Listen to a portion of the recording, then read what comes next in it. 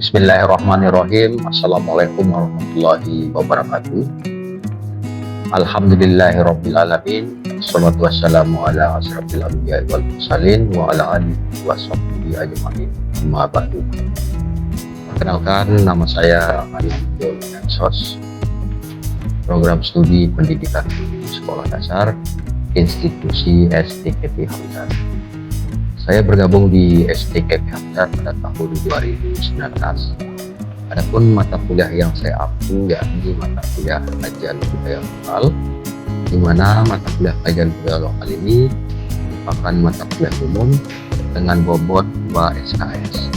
Dan di dalam satu semester, mata kuliah kajian budaya lokal ini ditempuh selama 16 kali pertemuan, dan 2 pertemuan merupakan UTS dan ujian akhir semester. Mata kuliah kajian budaya lokal ini merupakan mata kuliah yang dapat memberikan pemahaman kepada mahasiswa tentang sejarah kebudayaan lokal di masyarakat desa Lombok, kulit kebudayaan lokal, serta unsur-unsur pembentuk lahirnya kebudayaan lokal sehingga membentuk karakter masyarakat desa. Dan di dalam perkuliahan mata kuliah kajian budaya lokal ini, adapun teknik yang saya gunakan di sini yakni teknik DIA atau Delivery Instruction Assessment. Delivery di sini mencakup bagaimana penyampaian materi yang dilakukan oleh dosen pada mahasiswa, dan di dalam perkuliahan ini penyampaian materi dilakukan menggunakan metode ceramah. Yang kedua adalah interaksi atau interaksi. Dan di dalam interaksinya di sini dilakukan dengan menggunakan metode diskusi dan tanya jawab. Dan selanjutnya di sini asesmen atau penilaian yang dilakukan oleh dosen pada mahasiswa. Dan sumber penilaian saya di sini di dalam perkuliahan kajian budaya lokal yakni menggunakan sumber penilaian pertama dari tugas dengan bobot 20%, yang kedua dari UTS dengan bobot 20%, yang ketiga dari ujian akhir semester atau UAS dengan bobot 30%, dan yang terakhir atau yang keempat yakni dari partisipasi dengan bobot 30%.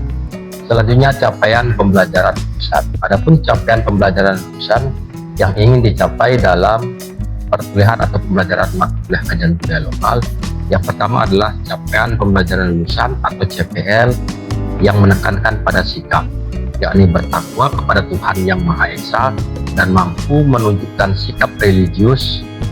Dan yang kedua yakni menghargai keanekaragaman budaya, pandangan agama, dan kepercayaan serta pendapat atau temuan orisinal orang lain. Yang selanjutnya yakni bekerjasama dan memiliki kepekaan sosial serta kepedulian terhadap masyarakat dan lingkungan. Yang kedua yakni keterampilan umum, yakni mampu menerapkan pemikiran logis, kritis, sistematis, dan inovatif dalam konteks mengembangkan atau implementasi ilmu pengetahuan dan teknologi yang memperhatikan dan menerapkan nilai humaniora yang sesuai dengan bidang keahliannya. Yang selanjutnya yakni keterampilan khusus, yakni mampu menerapkan prinsip dan teori pendidikan melalui perancangan dan melaksanakan pembelajaran di sekolah dasar secara bertanggung jawab. Yang selanjutnya yakni pengetahuan, yakni menguasai prinsip dan teori pendidikan di sekolah dasar dan menguasai konsep dasar dan prosedur penelitian yang dapat memecahkan permasalahan dalam pembelajaran di sekolah dasar. Yang selanjutnya yakni capaian pembelajaran mata kuliah atau CPMK. Yang pertama adalah capaian pembelajaran mata kuliah 1 atau CPMK 1, yakni menghargai keanekaragaman budaya, pandangan, agama, dan kepercayaan serta pendapat atau temuan orisinal orang lain. Yang kedua yakni capaian pembelajaran mata kuliah 2 atau CPMK 2, yakni menguasai prinsip dan teori pendidikan di sekolah dasar dan menguasai konsep dasar dan prosedur penelitian yang dapat memecahkan permasalahan pembelajaran di sekolah dasar. Yang selanjutnya yakni capaian pembelajaran mata kuliah 3 atau CPMK 3, yakni memiliki kemampuan dalam menerapkan pemikiran logis, kritis, dan sistematis dan inovatif dalam konteks pengembangan atau implementasi ilmu pengetahuan dan teknologi yang memperhatikan dan menerapkan nilai humaniora yang sesuai dengan bidang keahliannya.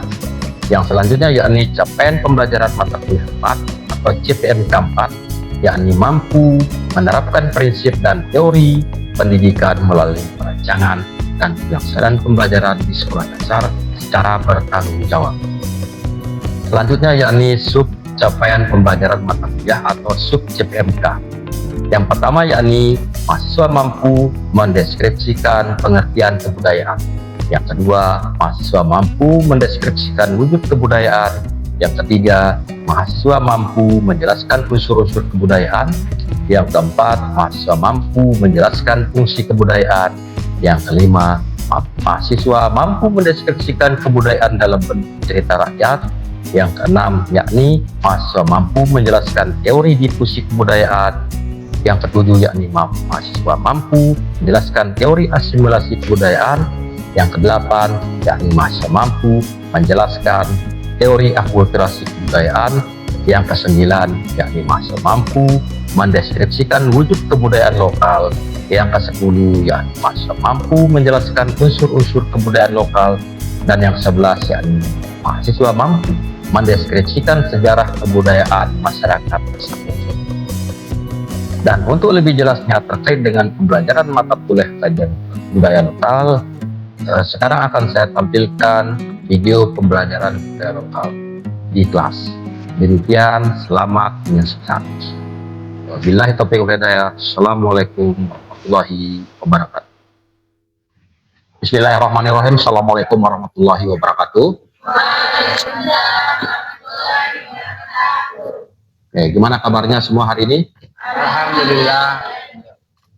Baik, sebelum kita memulai pembelajaran hari ini, mari kita berdoa dulu menurut agama dan keyakinan kita masing-masing. Berdoa mulai.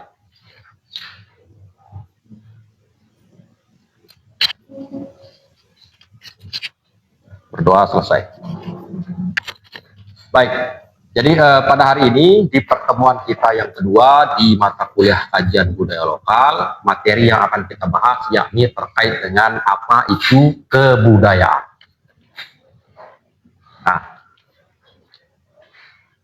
Nah, jadi ada mahasiswa di depan sudah bisa dilihat apa itu kebudayaan. Jadi kebudayaan ini secara etimologis sebenarnya dia berasal dari bahasa Sanskerta. Ya, yakni budaya.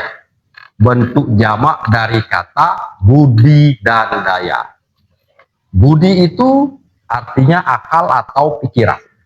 Sedangkan daya artinya kekuatan. Seperti itu. Nah, di dalam bahasa Inggris sendiri, kebudayaan itu disebut sebagai culture. Sedangkan di dalam bahasa Indonesia, culture itu sendiri adalah kultur. Ini menurut pendapatnya Koncaraningrat tahun 1993 halaman 9. Lanjut. Nah, di sini kita akan menjelaskan apa sebenarnya kebudayaan menurut para ahli. Nah, yang pertama, menurut Clifford Geertz, jadi kebudayaan itu disebut sebagai sistem simbolik yang bisa dibaca dan diterjemahkan atau diinterpretasikan.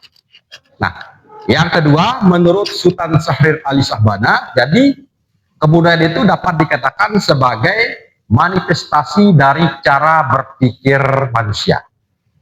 Jadi manifestasi itu sebuah perwujudan dari cara berpikir manusia itu sendiri. Nah, yang ketiga, menurut Zoet Mulder, jadi kebudayaan itu dikatakan sebagai kekuatan kodrat manusia di dalam pembinaan akal dan budi. Jadi manusia itu ketika terlahir itu kodratnya suci. Nah, disinilah kodrat manusia itu berupaya di dalam pembinaan akal dan budi manusia itu sendiri. Lanjut. Nah, di sini kita akan berbicara tentang apa sebenarnya wujud dari kebudayaan itu sendiri. Nah, menurut Koncaraningrat di dalam bukunya Cahyadi tahun 2019 halaman 7, jadi terdapat 3 wujud dari kebudayaan itu sendiri. Yang pertama, kebudayaan sebagai sebuah sistem ide. Dia bersifat abstrak, tidak dapat disentuh, terdapat dalam pikiran, dan dapat dirasa. Jadi ketika kita berusaha berpikir untuk memecahkan sebuah masalah, itu adalah wujud kebudayaan dalam bentuk ide. Ada di dalam pikiran masing-masing manusia. Contohnya di dalam kehidupan kita apa? Norma sosial, norma adat istiadat. Nah, itu muncul dari hasil pikiran manusia yang kemudian diterapkan di dalam kehidupan sehari-hari untuk mengatur kehidupan manusia itu sendiri. Oke, wujud kebudayaan yang kedua yakni disebut dengan sistem aktivitas atau tindakan. Dia wujudnya kegiatan sosial seperti interaksi, dia bersifat konkret. Nah, di sini bisa kita lihat seperti tradisi nyonggolang di masyarakat Sasak. Dia merupakan kegiatan sosial, merupakan interaksi antara manusia satu sama lain, dan tujuannya apa? Untuk menjalin silaturahmi. Dia ada nyata. Lanjut. Nah, yang ketiga kita akan berbicara tentang wujud kebudayaan dalam bentuk sistem artefak atau karya. Nah, dia bersifat konkret, inilah wujud dari kebudayaan yang nyata. Dia bersifat konkret, konkret itu artinya nyata. Nyata, dapat dilihat, dapat diraba, dan dapat dipegang oleh panca indera. Dapat dilihat, dapat dirasa, dan dia ada. Contohnya apa? Mahar. Mahar di dalam perkawinan masyarakat Sasak. Maupun perkawinan secara umum pun, atau pernikahan secara umum pun, mahar itu sifatnya konkret, nyata. Walaupun ada yang tidak nyata tapi ada. Contohnya mahar apa? Mahar pembacaan surat Ar-Rahman. Dia ada, nyata tapi tidak bisa dipegang. Seperti itu. Nah, jadi di sini wujud kebudayaan itu ada tiga. Yang pertama tadi itu sistem ide atau gagasan yang ada di dalam pikiran manusia. Yang kedua itu merupakan aktivitas atau tindakan. Dan yang ketiga di sini adalah sistem artefak atau karya yang berwujud nyata di dalam kehidupan kita sehari-hari. Nah, kalau kita melihat di dalam kehidupan kita sehari-hari, di saat kita berusaha untuk berpikir, memecahkan sebuah masalah, maka itu dapat dikatakan sebagai wujud kebudayaan dalam bentuk sistem ide atau gagasan. Manusia ada dan terlahir untuk berpikir. Makanya Sokrates mengatakan, saya berpikir maka saya ada. Artinya apa? Kodrat manusia adalah untuk berpikir. Nah, yang kedua ada disebut dengan sistem atau aktivitas atau tindakan. Jadi semua manusia beraktivitas. Nah, aktivitasnya manusia itu walaupun wujudnya seperti apa, itu tetap dikatakan sebagai wujud kebudayaan dalam bentuk aktivitas. Yang ketiga, yakni dalam bentuk karya atau artefak. Ini nyata, ada. Jadi setiap benda yang nyata dan ada yang diciptakan oleh manusia, maka itu dikatakan sebagai wujud kebudayaan dalam bentuk artefak atau karya. Jelas ya? Sampai di sini? Oke. Bisa dipahami apa yang sudah saya jelaskan? Insya Allah. Nah, oke, kita lanjut.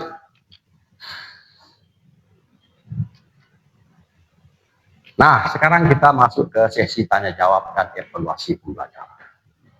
Jadi, dari pembelajaran tadi saya pengen tahu kira-kira apa yang sudah saya sampaikan kira-kira bisa ditangkap apa tidak oleh adik-adik mahasiswa sekalian. Siapa yang mau bertanya? Silakan. Ya, silakan. Oke. Baiklah, terima kasih atas kesempatan yang telah diberikan. Bismillahirrahmanirrahim. Assalamualaikum warahmatullahi wabarakatuh. Waalaikumsalam. Di sini saya akan menanyakan terkait tentang budaya Begawe. Ya. Nah, bagaimana kebudayaannya dan seperti apa wujudnya? Seperti itu, Pak. Sekian, terima kasih. Oke. Pertanyaannya sangat bagus sekali dari teman kalian, Saudara Redi. Dia mempertanyakan tentang apa itu budaya atau tradisi Begawe itu sendiri. Jadi, kalau kita melihat lebih jauh lagi, apa itu tradisi Begawe? Kalau kita melihat budaya Begawe ini kan sebuah tradisi yang dilakukan secara bersama-sama untuk memecahkan sebuah masalah. Tradisi Begawe ini termasuk ke dalam wujud kebudayaan dalam bentuk aktivitas atau tindakan. Dia nyata, ada. Itu budaya Begawe. Dia nyata, ada. Dan bentuknya dia bentuk daripada kebudayaan yang wujudnya sifatnya di sini aktivitas atau tindakan. Itu budaya Begawi. Bagaimana dengan budaya Nyongkolang? Nah, budaya Nyongkolang tadi sudah dijelaskan bahwa budaya Nyongkolang itu juga termasuk di dalam wujud kebudayaan yang sifatnya aktivitas. Perbuatan manusia yang ada, yang lahir dari hasil pemikiran manusia itu sendiri. Sampai di sini jelas? Oke, lanjut. Ada yang mau bertanya lagi? Silahkan. Ya, silahkan. Saudari Baik, silahkan. Untuk pertanyaan kedua, masalah kawin lari, Pak. Ya. Kawin lari ini prosesinya seperti apa? Ya. Oke, baik. Terima kasih. Pertanyaan sangat bagus sekali dari teman kalian, Saudari Baik. Jadi teman kalian mempertanyakan tentang apa sih sebenarnya budaya kawin lari dan seperti apa prosesinya. Nah, budaya kawin lari ini memang sudah menjadi hal yang lumrah di masyarakat kita, apalagi di masyarakat Sasak Lombok. Jadi prosesinya ya sama seperti orang jual beli, suka sama suka. Jadi kalau suka sama suka, tinggal menentukan waktu dan tempat di mana bertemu sudah bisa dilakukan. Itu namanya budaya kawin lari. Jadi berbeda dengan budaya melamar. Kalau budaya melamar itu sendiri, jadi memang ada kesepakatan antara kedua belah pihak, mempelai laki-laki dan mempelai perempuan.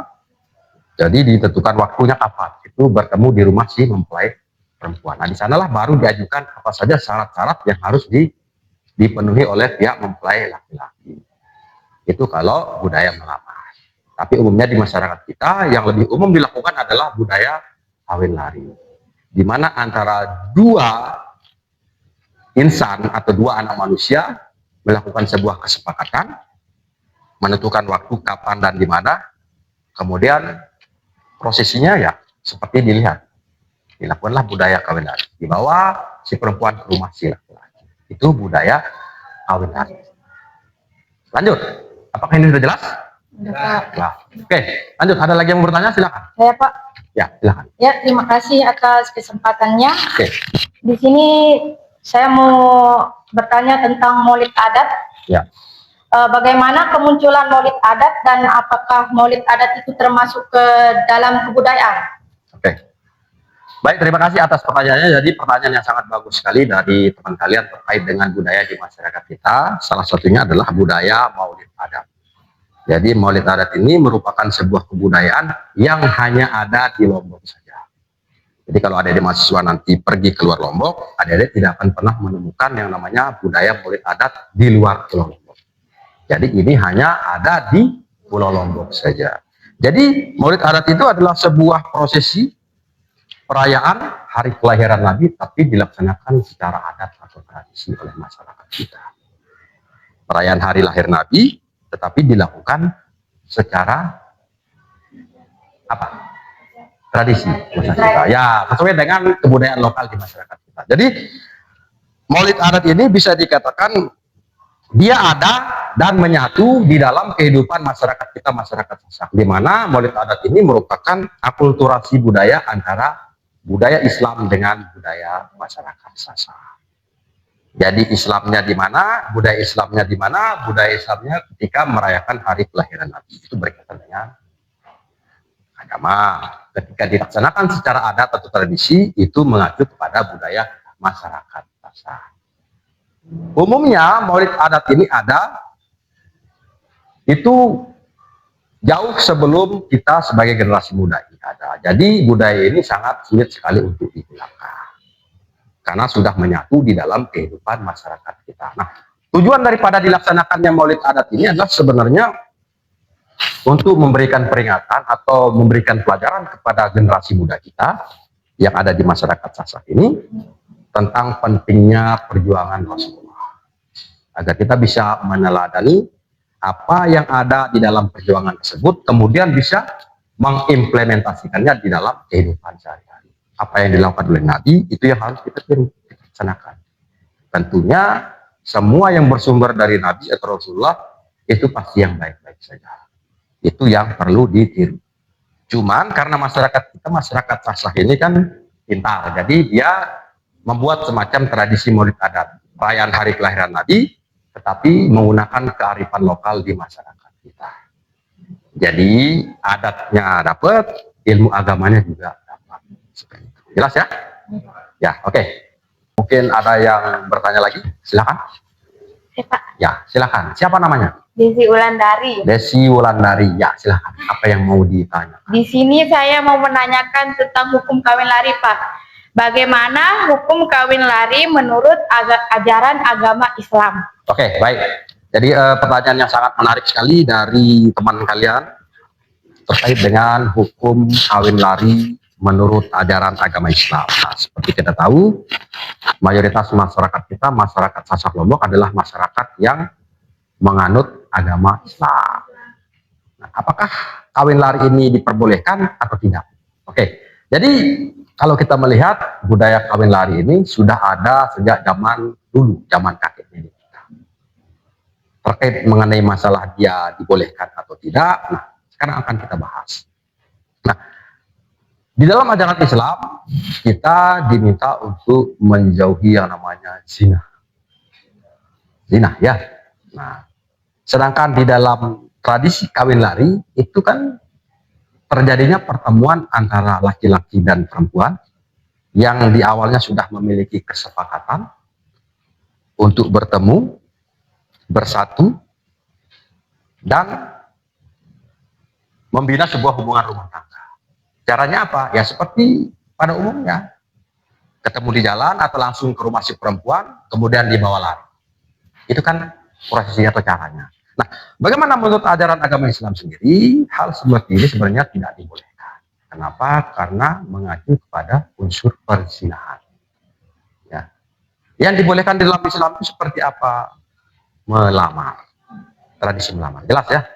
Nah, lalu kenapa tradisi kawin lari sekarang itu kok kelihatan tidak bisa hilang dari kehidupan masyarakat kita, masyarakat Sasak?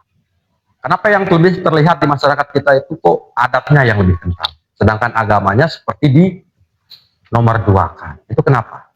Karena masyarakat kita sudah memegang teguh, memegang erat tradisi ini sejak zaman dulu. Jadi sebelum Islam masuk ke Lombok, tradisi kawin lari ini sudah ada. Jadi untuk menghilangkan suatu budaya itu dibutuhkan proses atau waktu yang sangat panjang sekali. Jadi tidak serta-merta bisa dihapus begitu saja.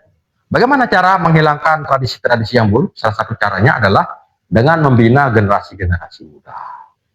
Jadi generasi muda inilah yang kita tatar, yang kita bina, supaya mereka bisa memiliki pendidikan yang tinggi, sehingga apa tradisi-tradisi yang kurang baik bisa berkurang sedikit demi sedikit. Seperti itu. Jadi kalau mau menghapus budaya secara langsung tidak bisa. Jadi harus secara bertahap, tidak bisa sekaligus. Seperti itu. Jelas ya? Jelas. Oke, gimana? Sudah jelas? Oke, ada lagi yang lain? Ya, silakan. Adalah saya akan bertanya tentang pelajaran apa yang ada dalam tradisi Begawi. Begawi, oke. Baik, pertanyaan yang sangat bagus sekali dari teman kalian atas nama Rani. Mempertanyakan tentang budaya Begawi. Nah, budaya Begawi ini kan kalau bahasa kitanya, bahasa secara umumnya budaya pesta. Ajang pertemuan antara saudara, antara tetangga, dan masyarakat yang lain. Tujuannya apa? Untuk menyelesaikan sebuah masalah, ya pesta, masak-masak, makan, dan sebagainya. Tradisi Begawi. Apa pelajaran yang kita bisa petik di sini? Memang ada pelajaran positif dan negatif. Kita lihat dari yang positif saja dulu lah. Nah, kalau kita lihat yang positifnya, dampaknya dari tradisi Begawi ini, pertama, ajang silaturahmi antar keluarga. Keluarga yang dari jauh, mungkin yang dulu tidak pernah ketemu, terpisah karena jarak dan waktu, itu melalui budaya ini mungkin bisa bertemu. Terjalin silaturahmi yang baik. Itu antar keluarga. Ini juga membentuk silaturahmi antar, kalau tadi keluarga yang jauh, keluarga yang dekat. Walaupun dekat, mungkin pernah terjadi konflik antar keluarga sehingga renggang. Nah, melalui tradisi atau budaya inilah silaturahmi bisa diwujudkan. Itu antar keluarga yang dekat. Antar tetangga. Nah, kita ini kan hidup di tengah masyarakat. Yang notabene-nya masyarakat kita ini adalah masyarakat yang multikultural, yang berbeda-beda. berbeda pemikiran dan sebagainya. Tentunya di dalam kehidupan kita di masyarakat pernah mungkin ada masalah dan sebagainya.